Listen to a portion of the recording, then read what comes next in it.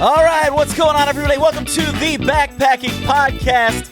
It's time for that Monday night party where me and Jeremiah get together and we just hang out with all of you guys. We're so excited to be here. Jeremiah, how are you doing, man? I am doing fantastic. We're here for another live stream Monday nights. No football right now, but you do have the Backpacking Podcast. And it's so much better anyways. I mean, let's just be honest. I think that some people would disagree, but they're wrong. Okay, So Jeremiah, tonight is going to be a great night. We're going to have some fun. Yeah. We're going to have some fun. We've already got people in here leaving comments and stuff already. Actually, we had one person telling us to hit the music. They were ready. Low for X. He was all about it. We have a really cool guest on tonight. Mr. Chris Smead from Outmersive Films. We're psyched about that. Outdoor Transit's already said he's a big fan of his work, and he's excited about tonight. I'm sure there are a lot of people logging in right now because they're excited for the conversation we're going to have with Chris. Oh, it's gonna. I've been looking forward to it, man. I watched his Highline film, got all refreshed up, got a lot to talk about. Oh, a lot. But before we do, we need to thank our sponsor for tonight. So let's get a big thank you out to Outdoor Beards. I know for a fact, like, both of us are big proponents of outdoor beards. Like, yeah, I have a beard. This beautiful brown thing growing under my face is a result of the use of Outdoor Beards products. I'm a big fan of the beard balm. The one that my wife likes is the Morning Brew, which is a chocolate coffee scented. I was going to say flavored. I don't know what it tastes like. I'll shoot straight. I don't know what it tastes like, but it's scented, and my wife says it smells like chocolate popcorn, and so it makes her happy. And happy wife, happy life. You know what I'm saying? Yeah, my wife, she really liked the Grandpa's tobacco pipe. Oh, she nice. said it smells all vanilla and sweet, but I like the oil, especially after a shower. You really strip the essential oils from your beard so you can replenish those. Or if I'm getting up in the morning and I've already had a shower the previous night, I will use the balm. I've been using the Lost in the Woods scent. Have no idea what it tastes like either, but it gives you a little more styling. The balm does over the oil. So if you have a beard, I'd highly suggest. He's got a bunch of products too. Like I use his brush. He's got lip balm. He's got mustache wax. He's got soaps. I've used 2 full bars of soap. So Matthew, if you're listening, I could use some more soap. Well, big thank you once again to our sponsor for tonight's episode, Outdoor Beards, for being the sponsors and making sure we can afford to keep doing this, because I don't know about you, Jeremiah, but I have too much fun doing this to want to stop. Amen, brother. So let's introduce our guest for the night. He is a filmmaker, and he's made one of my favorite backpacking films in Highline, and he also made a film that not as many people know about, the High Sierra Trail, where he's actually the star of it. And we'll get into some more of this later, but really thankful to have on with us tonight, Mr. Chris Smead. How are you, man? Yo, how's it going? I'm great. How are you guys? Doing awesome. Fantastic, dude. I watch your Highline film, and I have to say I have been doing YouTube and doing trip videos. I say that in quotations because after watching yours, I was just like, man, I got to stick to this talking head stuff because it's absolutely no competition. Your movie's so good. I don't even know how you even start with putting something like that together. Obviously, you got to, film it and all that, but I don't know. Where does it even start? It starts with it's a pretty painful process, to be honest. The shooting is the easy part. So the hiking and shooting part is super easy, but before that, there's months and months and months, sometimes years of planning and out there you can't really predict what's going to happen, so you don't really have like a solid storyboard per se. Mm-hmm. It's more just like, okay, a bunch of stuff's going to happen out there. We don't know what it is. We're just going to try to be ready for it. So like, if this happens, we need to have this lens. If that happens, we want to have that lens. That kind of a thing. And the only thing that's really predictable is like the stuff that happens within city limits. So it's not all hiking films for us. You've probably seen. I mean, they're hiking related films, but they don't always take place 100% in the outdoors. Right. In Highline, you see a lot of stuff within city limits as we go into the stories of the hikers. And those things you can predict in storyboards. So lots of lots of tedious planning involved. And then, there's a hike, which is the fun part, and the shooting, which is fun. And then the months and months and months of editing and coloring and post sound production that happens, and that's where things get crazy. That's the painful part. That's where I feel like I'm going to lose my mind. But right when I'm about to lose my mind, we finish.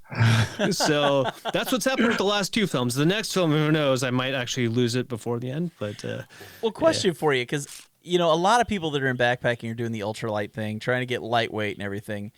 And I know you're probably as light as you can get, but you've got camera gear and everything. What are we talking about for pack weight for you? It depends on the project, like a lot. So obviously being ultralight is like critical to this. If you have like a 50-pound pack, you can't go out there with like another 20 pounds worth of camera gear. You would not get anywhere.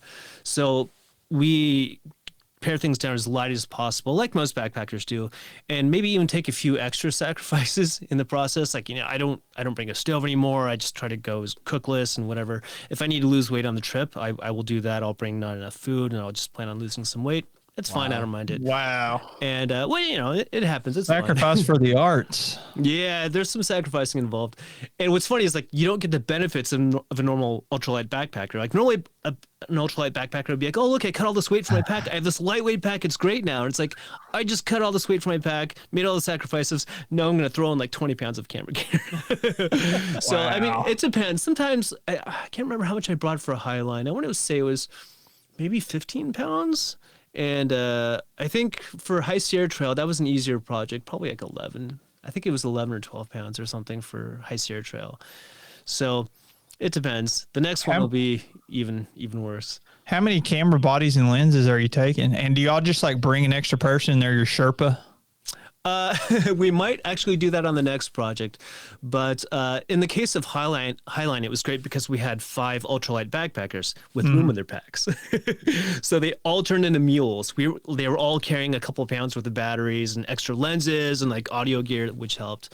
For camera bodies, I had one camera, and Gordy had another. Or the co-director had another camera, and then Matt Favreau, who's in Highline, he actually helped us shoot as well, and so did Benny Braden, your friend. And yeah, they were very helpful. So yeah, we had I think a total of 4 cameras, and then a couple GoPros here and there just to get some extra shots when it's raining. When it's raining, you don't want to like pull out the nice expensive camera, right? So you got to do something.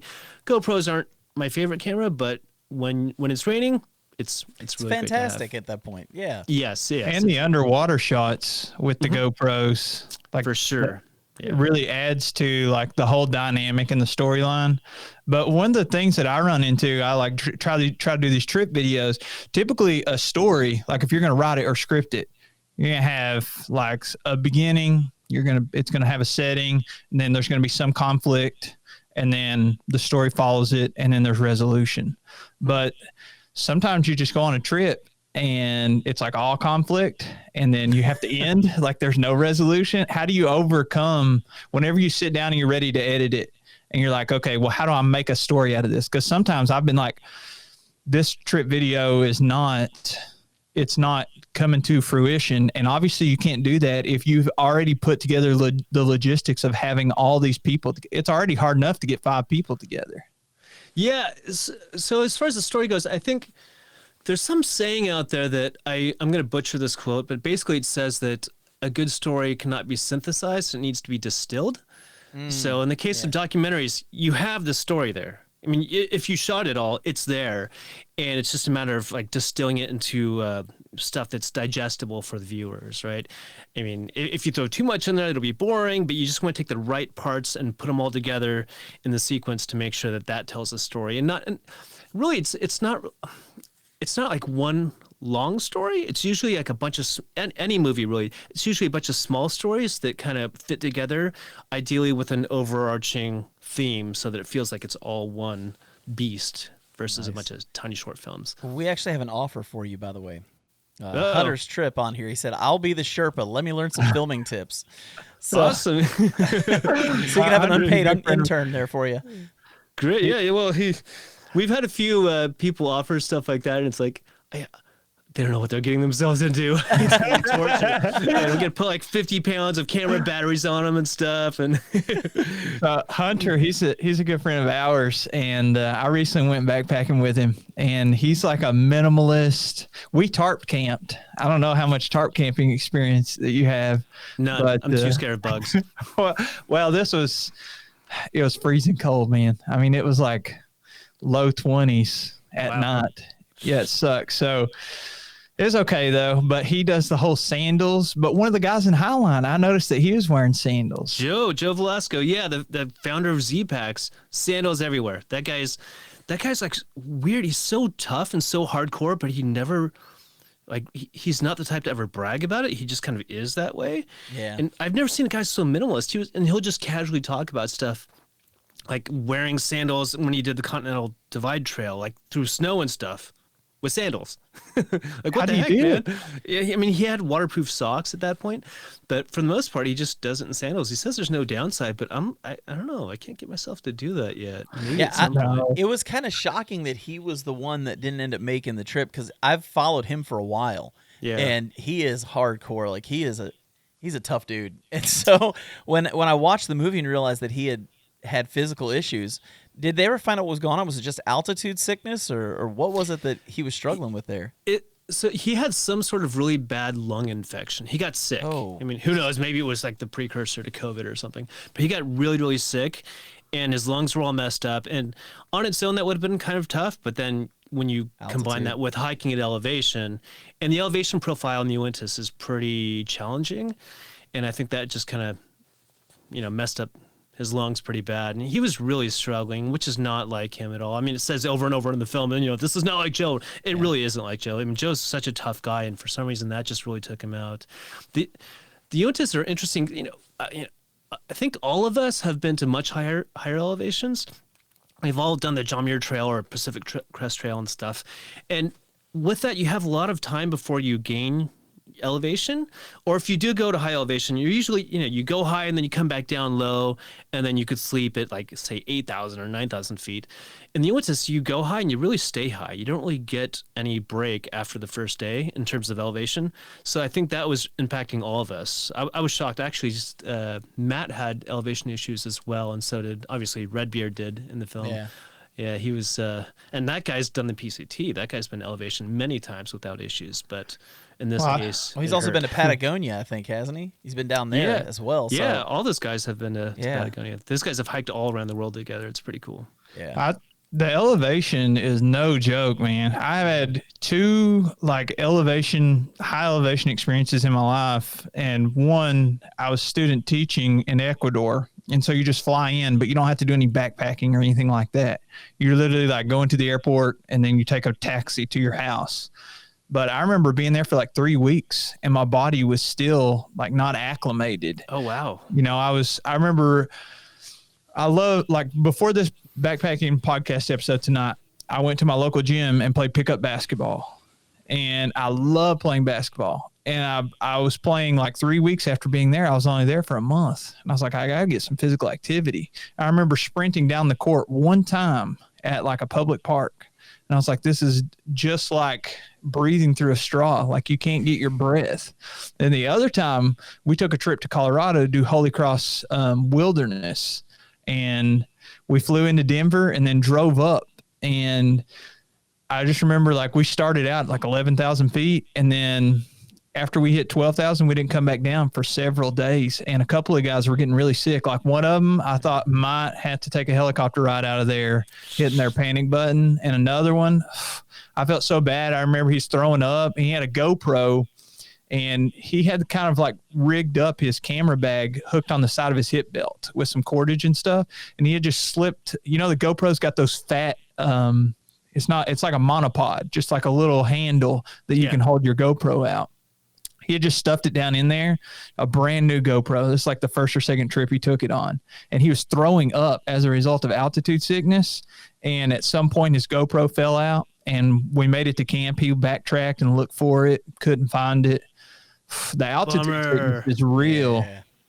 Yeah, it's weird. Altitude sickness, it's so weird. It seems to impact people differently, and it's not even a fitness thing. You could be like the strongest guy in the world and have hiked a million miles, and still altitude can take you out. And I've noticed too, like sometimes it'll be fine. Sometimes like I will go to 14,000 feet and be totally okay, and then another trip I'll go to 14,000 and I'll be like, I have a headache, I feel like crap. So I just, Well, I know years ago I did Kilimanjaro, and I actually took medication so I wouldn't get altitude sickness. Because, I mean, that's 19,000 feet. So you can imagine, I mean, we're sleeping at 16,000. And so, that we had guys that were like, oh, I'm not going to take that stuff. And every single one of them got horrible headaches. One guy was green. I mean, it really messes with you. It does, big time. We got a question for you from All Things Outdoors. It says, I have an idea of what I want to shoot, but get on trail and I lose discipline, especially in group hikes. How hard is it to keep on track, and what are your best practices? Honestly, when I go backpacking, normally I'm focused on backpacking and hiking. When I'm shooting a film, I tend to focus pretty heavily on the film. Usually at that point, many, many months have gone into the planning effort. And so your brain is on the film, and you're focused on the finished product. You want to make sure you have all the shots, because if you're missing any shots, that is awful to deal with in post. So at that point, I'm just kind of on it, and usually there's several other people involved. The co-director Gordy, for example, with Highline was there, and we were always kind of like chatting about the next shots we wanted to get. So I mean, yeah, it's about making life easier for you later in post. So I think that just kind of guides, that kind of like keeps me disciplined. If you're by yourself and doing it, I think it's just, I mean, how much do you care about the video? I mean, you can shoot like pieces here and there and still make something that's kind of fun. If you want to be more detailed, you definitely got to be a little bit more disciplined. And I guess I have a routine, I wake up in the morning and jump out of my tent as soon as I can, shoot the guys doing their thing, and throughout the day, I make sure I get those shots. Every time there's a break, I shoot there as well. And then at the end of the day, I have my routine of like cleaning the lenses, getting all the dirt off of them and stuff with the squeeze ball and a little brush and stuff. And I think it's just a matter of getting into the mindset of focusing on the film, which is a little bit weird, because I mean, it kind of takes away from the outdoor experience, I guess, a little bit for most people, because you're not focused on just connecting with nature. You're focused on the technical aspect of it and getting all the shots you need. So yeah, if you're willing to torture yourself to that degree, like myself and my colleagues, discipline, I guess, is the right word to say. Well, the thing here is, though, you are a backpacker. You like going backpacking. This is not just like a guy who happens to find a niche in videoing backpacking trips. You're actually a backpacking guy. You were just in Utah recently, right? I was just in Utah. That's a funny trip, funny story in itself. So myself and my friend Jason went out to do the Dirty Devil Loop in southeast Utah, kind of near Hanksville-ish area, if some town probably most people have never heard of. But it's a pretty unknown loop, and it's the desert, and it's really not many people do it. It's pretty challenging because the water resources are very limited, and the terrain's pretty rough. There's some class 5 stuff. And Jason and I have climbing experience, so we went out there and thought we were going to knock it out. We were all prepared. I've got like 90-something trips under my belt, so I thought I had the experience. And we got out there, and then the reliable water sources were dry. Oh. And like, what thing? And it rained the first day. The first day we're on the trail, and we're like, dude, this is going to be great. We're not worried about water at all. And all the sources were dry. And at that point, I mean, we got to day 3 and we're like, this is not going to work well. Oh, so man. we had to bail. It was supposed to be like I think 8-day trip, 7-day or 8-day trip. And we ended up, bailing after 3 days, which is fine. We just went back to, Utah. We hung out in Moab and did a bunch of climbing and stuff, which was fun. And I almost died. Wait, hold on a second. How did you almost die? Fill us in on this story. So I guess it's a slightly different audience. This is not really backpacking related. It's climbing related. But myself and my friend Jason, who's probably watching this right now. Hey, Jason. We were climbing a tower in Arches National Park. Not a delicate arch. It was a legal tower. We were allowed to climb this cool sandstone tower. And I was near the top, and it was a 100-foot tower, and I was at maybe 80, 85 feet up. And I was placing a hex. I was placing a piece of protection to keep me from falling off the rock. And part of the process is that you tug on it to set that thing. And I tugged it and I slipped and I fell and I fell like 20 feet through the air and I was like, ah. It's weird. Like when you fall through the air, like you think it's going to be quick and instant and it's not. Like I was in the air. I'm like, I'm in the air. I'm still in the air. Like, whoa, I'm still in the air right now. Like how am I still falling? And it's only 20 feet, but I think I've never had this happen before where your brain kind of slows down time. And I guess maybe people who've gone through like traumatic car accidents or something could relate to that, but it's like the frame rate. The frame rate of your brain is like speeds up. Yeah, and then stretches out, right? Yeah. And I was just falling through the air for a long time, and eventually, the rope caught me. And thank goodness, my friend Jason was down there belaying me, and I slammed against the rocks. My right leg is like wrecked. There's like a bruise like this big. I've never had a bruise that big before. And yeah, it still hurts. But the question is, did you get a good picture of it, and did you put it on Instagram? I didn't get a picture of it happening. I wish we had video of it happening. There was a bunch of tourists watching me, so they're probably like, look at that dumbass or this idiot doing that. But yeah, I mean, I think I got some video afterwards saying, here's where it happened, and we posted it, but nothing too exciting. Well, it sounds pretty terrifying to me, but I guess that's not exciting. So, see, before the show, we were talking about climbing a little bit because I have a buddy, and he lives in the same city I do. His name's Bryce, and he wants me to go climbing with him, but I know, it's outdoors. Like anything outdoors, you typically is fun, whether it's fishing or backpacking or hunting or climbing or whatever. But different set of gear, but it kind of overlaps with backpacking, like you were saying earlier, because you have to hike in to your spot, even if it's day hike in, climb till dark, and then come back out. But I just don't know about the heights, man. I feel like I'll get to the edge whenever I'm backpacking. You get to an overlook or something, and you get so close, and you're like, not going any closer than this. My whole body's starting to tingle. But with climbing, you're roped in, and you have somebody. What is the person on the ground you call them? They're belaying you? Yeah, you have somebody belaying you. Yeah, so they're making sure that even if you fall, that there is basically counterweight. Am I right? Yeah, basically, yeah. So I feel like it's safer than scooting to the edge backpacking, but I don't know about it, man. Well, he's not talking about free climbing, man. Like, it's not like you're going to go up the side of a 500-foot cliff by yourself with no gear. I mean... Yeah, well, you kind of can fall still. I mean, I did. I fell 20 feet, right? So right. I mean, I don't want to bore the viewers too much with climbing stuff, but basically, there's the beginner style is called top roping, right? Where you have the rope already set up and you're climbing, and if you fall, you just kind of float away from the rock, maybe a foot or two, right? Or you just sit there. Totally safe. That's a great way to start.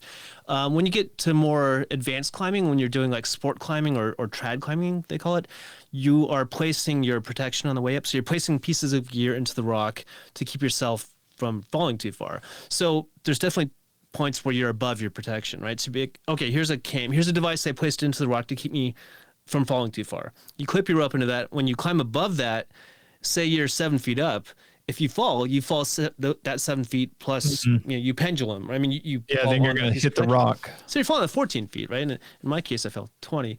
But oh man, yeah. I mean, so there's some risk there. You do have to be careful. People get injured at times. But I mean, if you're top roping, you'll be okay. Yeah, I'll give it a go. One of our climbing friends is actually on right now. Devin from Backcountry cool. Exposure. Oh, Devin, I know Devin. Hey, what's up, dude? Oh, he can't hear me, but hi.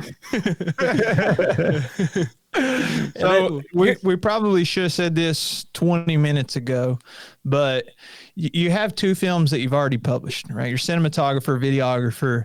Your two films are High Sierra, right? That was your first one. The High Sierra Trail and Highline.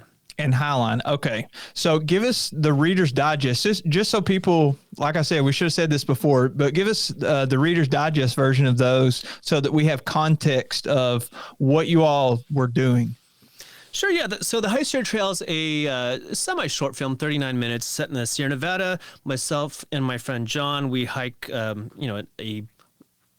west-east traverse of the Sierra Nevada, on a fairly well-known trail, and had a lot of fun, some adventures along the way. And then we also had a park ranger, a former retired park ranger, talk about the history of the trail, and there's a lot of animations that kind of talk about that. And yeah, so that was that. And then the next film that we did after that was called Highline. Highline was a much bigger beast, feature length, and almost 2-hour film actually. And that goes into it talks about a trail called the Uinta Highline Trail in northern Utah, northeast Utah. It's was pretty unknown. I think it's getting a lot more attention now. And yeah, it follows 5 fairly well-known hikers as they do this traverse, just 100 miles, and we go into the history of the trail. And the heavier component of the film is that we go into the history of each of the hikers and their personal stories, and they all have pretty interesting backstories. And yeah, so that's that. And yeah, so far they've been doing pretty well online, and yeah, Highline in particular is doing great. And I have a question for you about your first movie, the High Sierra Trail. You made a statement in that video that has not escaped my brain since I watched the movie. You were talking with your buddy, and he asked if you wanted gravy, and you said no. Gravy is animal sauce, and I don't want it. I don't want it. Where did gravy as animal sauce come from? It's like animal juice. I mean, I love eating animals. They're delicious, right? I mean, sorry to any vegans that are watching this, but I mean, I eat all sorts of meat. But like gravy to me is just kind of weird. It's just like the juice that comes out of like I don't know. It just kind of weirds me out. Ever since I was little, I never liked it. Like when I think of gravy, I think of like when I was like 8 years old, getting that TV dinner, and there's that gross like gravy that never thawed out right. So you have like this half frozen, Jello, half, like, gross. Yeah. It's kind of gelatinous and stuff. Ugh.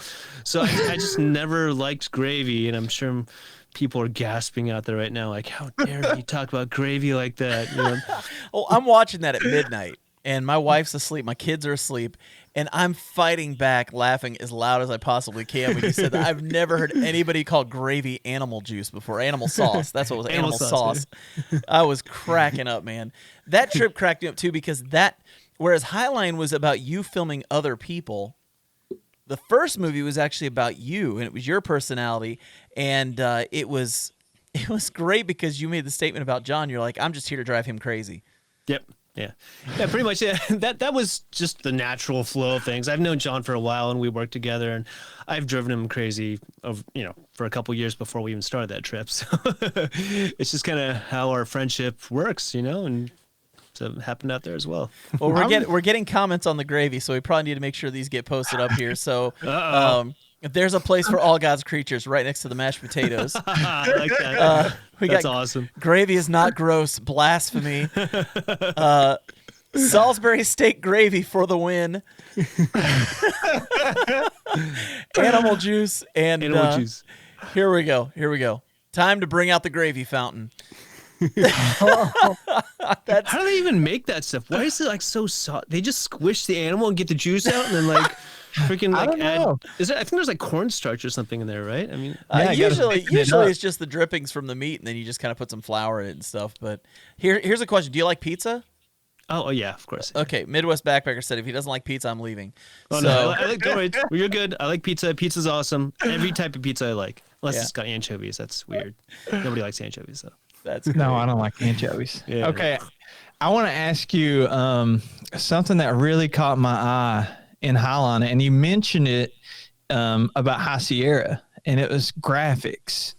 Mm-hmm. And I want to know, and I don't want to bore everybody out there with all the technical stuff. I know you're like, oh, we're a backpacking podcast, but I'm really curious because I make these videos, and I've been doing YouTube for multiple years, and you always want to make them better. You have these graphics, and it's basically a still image, and you're either scaling in or zooming out, and you have motion in it. And I know on some of them, like you added in rain. I assume that you do most of the editing for the films, and you have a vision of how you want to do each clip. So you put these graphics in, and I want to know how you do this, and if you outsource any of those. We're a tiny company, so we don't have the budget to outsource a whole lot of stuff. The only thing we outsource is like the coloring and post audio. Okay.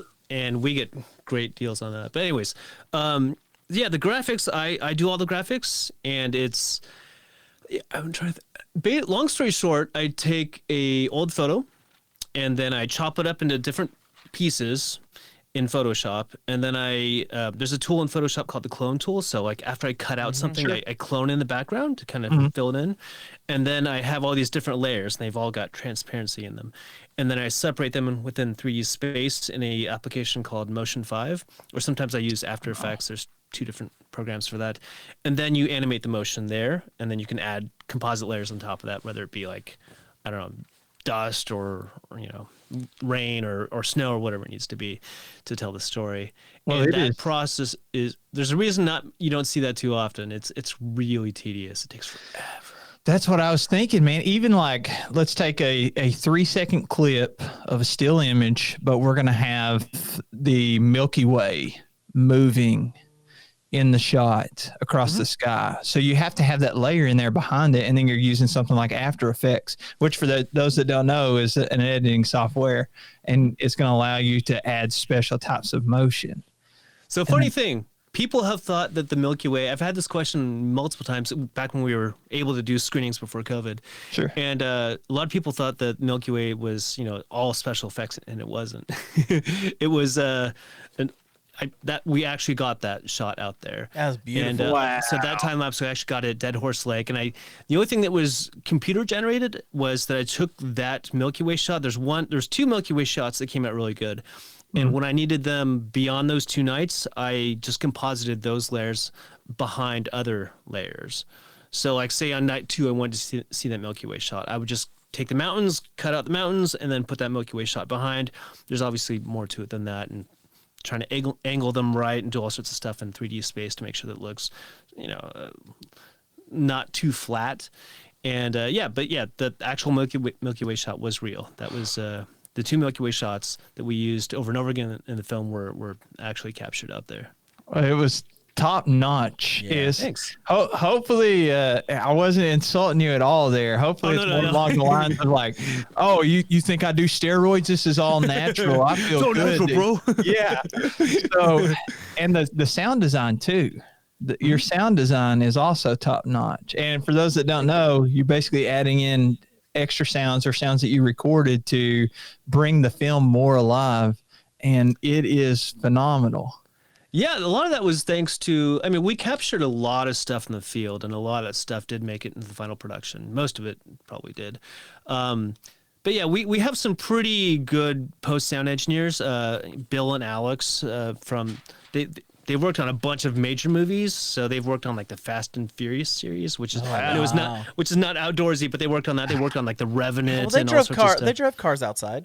Yeah, yeah, right. Outdoors. It's outdoors. It's totally outdoors. But those guys have a lot of experience that they bring to the table. So they took the film, then they filled in any gaps that needed to be there. They would add the ambience, bird sounds, all sorts of cool, whooshes and stuff.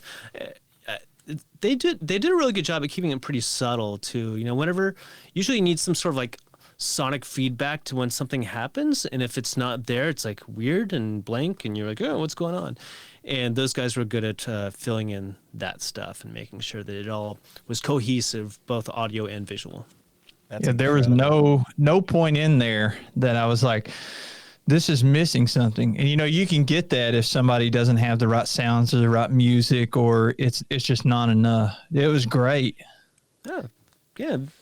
That's all those guys. So thanks to them for that. They worked hard on that. It's pretty torture too. It was a lot of torture for them too, especially Bill, because Gordy and I both have music backgrounds. We both recorded a lot of music in our lives, and so we tend to be a little bit more, hardcore about the audio side than I think most filmmakers were. And poor Bill, man, that guy was like working, like he didn't sleep a lot. He lost a lot of sleep because of Highline, but in the end, I think it totally paid off. So thank you, Bill, for that suffering. If you're watching. Now we got a really good question for you here from Tom Sipernowski. He's asking, what kind of filmmaking education do you have?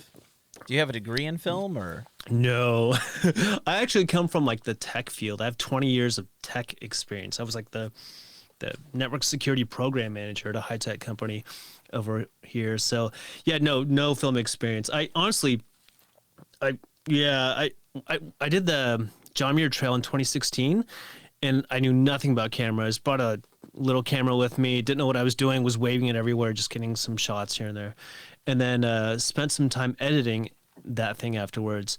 and the editing was so painful, and the end result was still okay. It was still, a good way to commemorate the trip, I guess.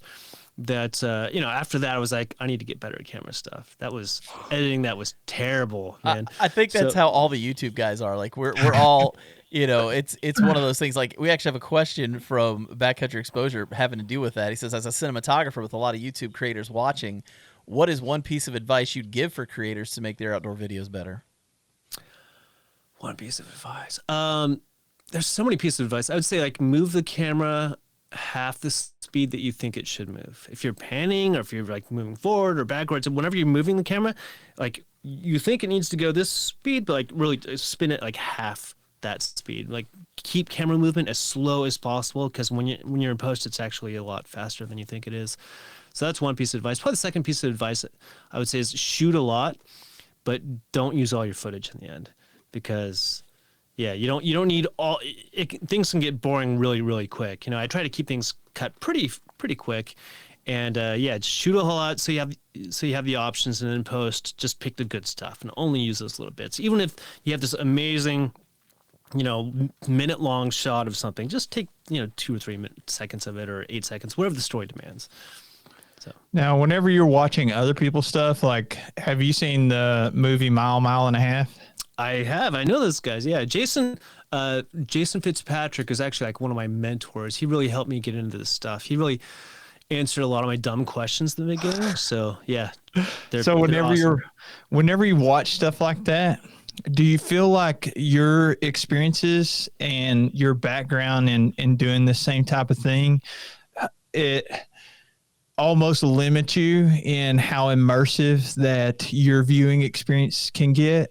Like, do you ever you're like, oh, I would have done this shot differently, or, oh, that was interesting, instead of just being able to sit down and be like, imagine that you don't know anything about music. Like, I play guitar, but if I had no idea how to play guitar and I saw somebody just shredding, I wouldn't think, oh, okay, well, this is the scale that they're playing. Yeah, is he doing a pentatonic scale or something right there? Yeah. So that's funny. I'm like a burden. I'm a musician too, by the way, or was for many, many years.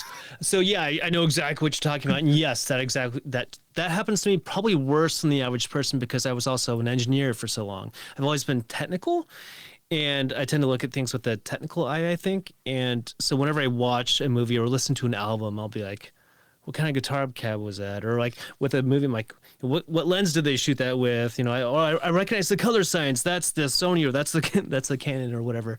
And so yeah, it definitely gives me a different way to look at those things that may take me out of the story at times, which isn't great. And I think that's actually how I judge films now, is like, is the storytelling good enough where I forget about all the technical stuff? If I watch it and I'm just in the story, that's a good film to me.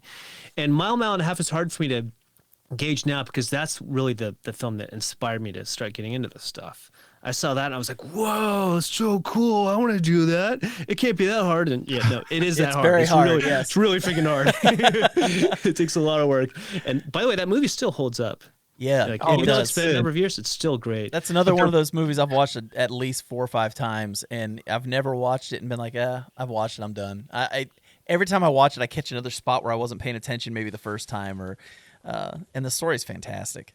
It is. I like. It's just a good feel-good film. It's not like, oh, they had all this drama and they hate each other. It's not. It's just like this happy-go-lucky film. They're on the John Muir Trail. It's beautiful sights. It's everything you want to see as a backpacker, and I really like it a lot. Yeah, find some random musicians along the way that play the theme song at the end on the top of the mountain. It was like almost a kumbaya moment there at the end. Yeah, those guys are. I met them too. Opus Orange. Yeah, I met them. We did a screening of High Sierra Trail earlier on in LA, and they actually played at the event, and it was kind of cool. Oh, that's meet cool. Them. Like, whoa, you guys are awesome, and they were super nice. Well, you're talking about the ultralight. You all are trying to go as ultralight as possible so that you'd have enough weight, like savings, that you could offset the lenses and the bodies of the camera and all the things you need, extra batteries and all that. Man, watching Mile and a Half, I was like, oh my God, they're having a competition to see whose backpack is the heaviest. Their Durant was like 70 pounds or something. Yeah. Like, I couldn't do that. I would make it like a mile and I would fall over. Maybe I would make it like a mile or a mile and a half. Like that. That was good. I caught what you did Yeah, there. right? You like that? That's nice. Hey, we actually have a question, a hiking question for you. What was the best part of the HST? This is Huck Outdoors said his was going over the Great Western Divide. What was the part of that you really enjoyed the most? Yeah, that was pretty cool. I really like that. Oh man, you know what? I didn't think I was gonna like the Kern Canyon, but I really liked it. You know, it was just like one of those days where it was kind of long and we were tired, and it just felt really refreshing to be in camp. I didn't even go in the hot springs down there because I thought they were gross.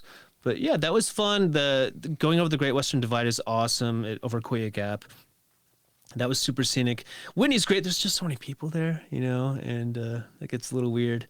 But yeah, I have a lot of favorite parts. It's hard for me to pick one, but yeah, I think I might agree with you, Mr. Huck Outdoors. Yeah, the Great Western Divide is always cool. Why do you think the hot springs were gross? You got to watch the movie. Like, Dude, there was green slime in it. Yeah, there's green slime growing in there, and like, and people don't go in there when they're clean, right? They go in there when they've been hiking all day, and theoretically that all 100%. rinses out, right? But what if there's not? What if there's like hiker grease like lining that little thing in there? I don't know. It's kind of like the animal pudding that you have with right. gravy. It's like animal sauce. Yeah. Well, hey, let's. There's something we want to talk about. I don't want to run out of time. You've got a new movie getting ready to come out here in the next year or two, and it's a new project you're working on. Currently, it's just got a working title, The Iceland Project. Yes. Why don't you tell us about that a little bit? The Iceland Project is a beast. It's by far the biggest project we've ever worked on. We're using nicer cameras, nicer everything. We've been planning this thing for already about, I think, 9 or 10 months, and the trip's going to start in July. And this one is going to be a lot heavier than the previous films. There's a woman named Tara who's probably watching right now. Hi, Tara. She's great, and she has a crazy life story, like really, really, like unbelievable life story, and it's not something that is very. It's challenging to tell because there's so many elements to it. I mean, I feel like every segment of her life is kind of like a whole movie in itself. So we're trying to figure out how to distill that properly and cut it in with the adventure she's going to have in Iceland. But with the previous films, it's been like, you know, me and John hiking, pretty lighthearted. Highline got a little bit more heavy for sure, and there was 5 people. This film is going to be just her. So that's how heavy her story is. Just going to be following her as she goes through Iceland, has some adventures, and then we start telling her story along the way. And we're still working in how we're going to figure out the history component. There's some elements that seem to align with her history, believe it or not. So there's some things that happened like, hundreds of years ago that may align with her story where we might tie that together. But we're definitely trying to be careful not to distract from her story too much because it's a beefy one. In Highline, there was some personal stories. I mean, if you look at Benny's story, if you look at Matt's story or Steve's, I mean, they're heavy ones. Yeah. I would say expect that times like 10 for this. Oh, wow.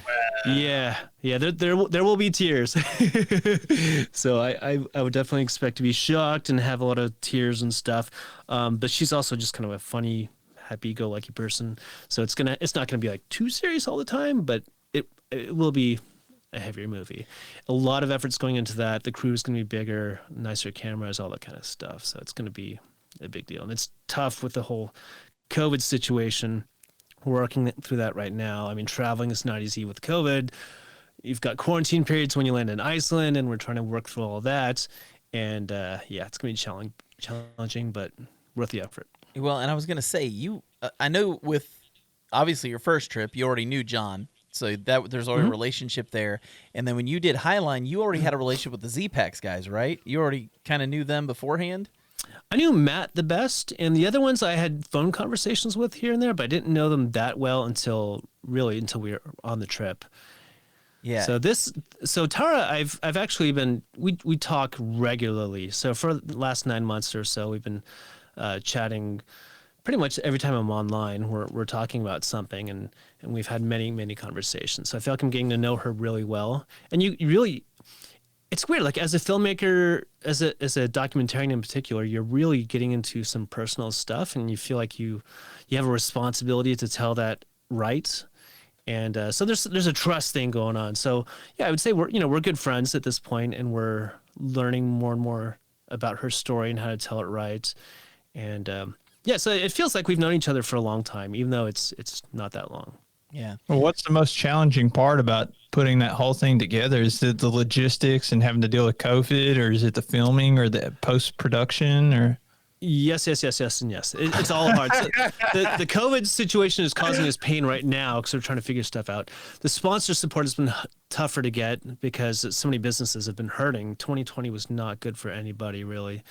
And that's been challenging for us. Actually, what has been doing great is the mental health industry. So apparently a lot of people are having mental health challenges. And so that industry is thriving pretty well. So we're getting some sponsor support through them, which is wonderful because the film is very mental health focused. And I think that her story being conveyed to people will help anybody watching it in a really good way. Kind of like Benny's story. I know a lot of people have been helped by Benny's story. We've helped, we've had people reach out and say, thank you. Benny's story was really inspiring to me. It helped me get through rough times. This is going to be a much heavier version of that, if you can believe it. Wow. And so, yeah, I mean, that's been tough. And then obviously the storytelling is going to be tough because a lot of things that happened 20 years ago. And when you're going through rough times 20, 30 years ago, you don't necessarily take a picture of it. So we're trying to figure out how we're going to convey that on screen. So, wow. Yeah, a lot of motion graphics going to be involved. Some even tasteful, careful recreations. It's not going to be like a cheesy recreation like you see somewhere else. It's going to be like very carefully and tastefully done. And I would say this film is going to be it's going to be a documentary by genre, but the way that we're shooting it's going to be more like a cinematic narrative. It's going to be a lot more beauty shots, a lot more artsy type shots that are going to be carefully crafted versus just kind of like, oh, shaky camera, let's just get it. It's not going to be like that. It's going to be a lot more thoughtful. Yeah. Somebody I think Thomas Clark is on here. He says he hiked the High Sierra Trail with Tara. So Hey, he Tom. was real excited that she was going to be involved with the Iceland project. So that's pretty cool.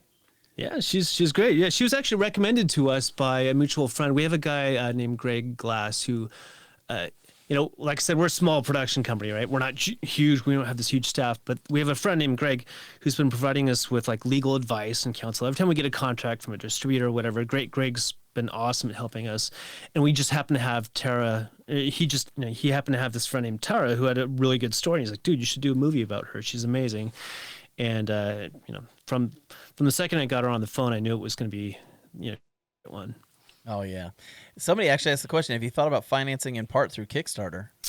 Yes, that's always tough. Like we did get some Kickstarter funding for Highline, which is great. That really helped get us through the finish line. And we definitely will be pursuing that for this.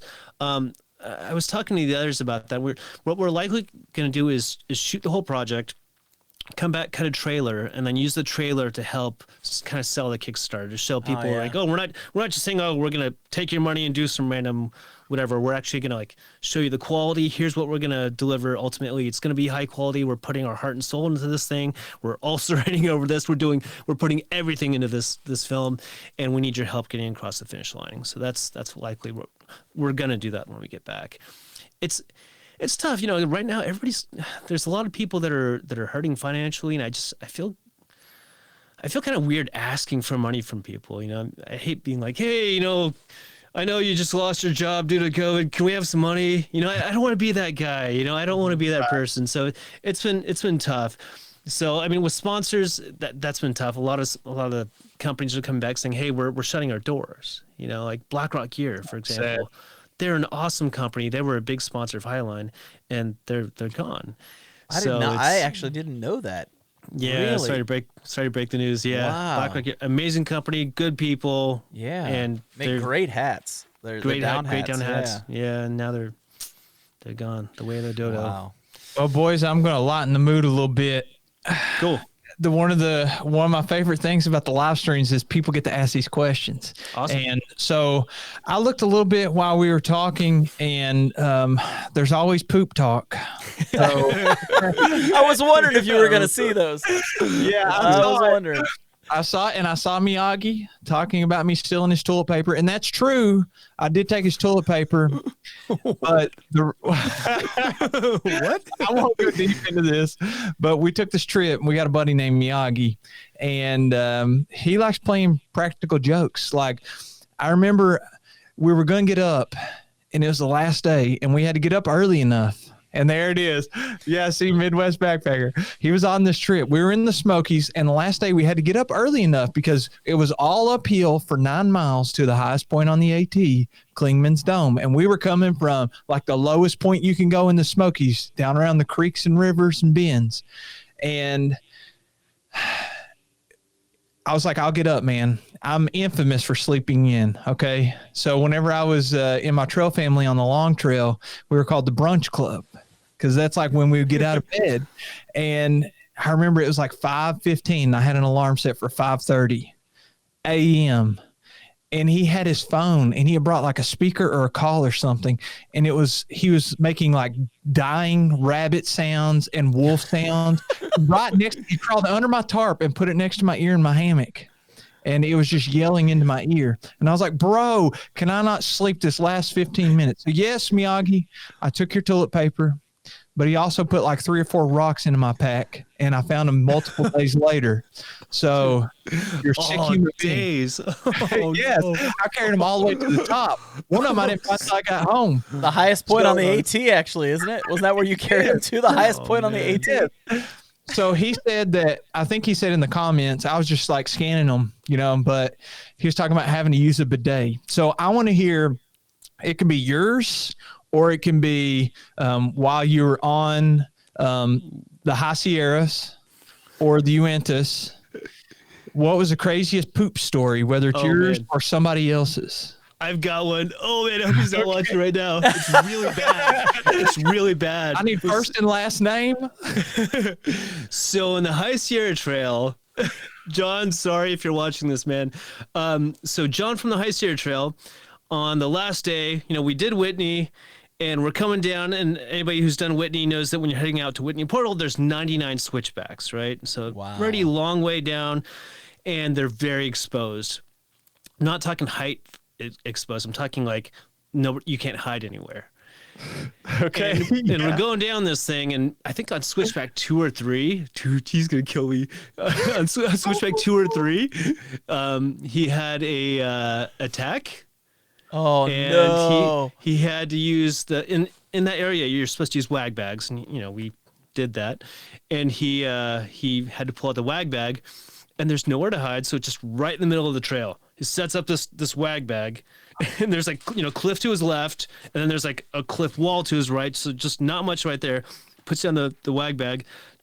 I keep going. I'm like, dude, I'm like laughing, so I keep going. And sure enough, like the next switchback, just right below, there was like 20 people coming up. And like I go all the way to the bottom. Finally, like 45 minutes, he comes down. I'm waiting there forever. Like 45 minutes later, he comes down. I'm like, dude, how'd it go, man? Like, what happened? He's like, I don't want to talk about it. And then I didn't even know the details until like maybe a month or two, a couple of months after we finished the film. We were doing a screening in California, and somebody asked the question like, did you have any stories like that? And he actually told the story, so I was kind of surprised. But yeah, it was like 40 or 50 people passed him on the trail, and didn't just pass him while he was pooping, had to step over the top of him. They had to like step around him because they don't want to fall off the cliff. So, and he was trying to save his, to try to hide himself from the embarrassment. He had this big hat, and he tried to use that to cover his head so nobody could see him. But of course, on the trail, when everybody got to see him, that was his recognizable feature, was this big hat. So they all knew exactly who it was. Poor John, man. That was one of the funniest moments I've had on the trail, actually. Oh, for me, it was funny for me. It wasn't funny for him, but it was funny for me. That is fantastic. Yeah, that's John. Embarrassing. Yeah, that is fantastic. It's a shame that wasn't on the video. It almost made it. I didn't film it though. I didn't want to get too close. Yeah. Oh man, that is great. Look at that. Well, we're about 5 minutes from an hour right now already, if you can believe it. Wow. Cool. But I would love. So here we go. Mic drop. Chris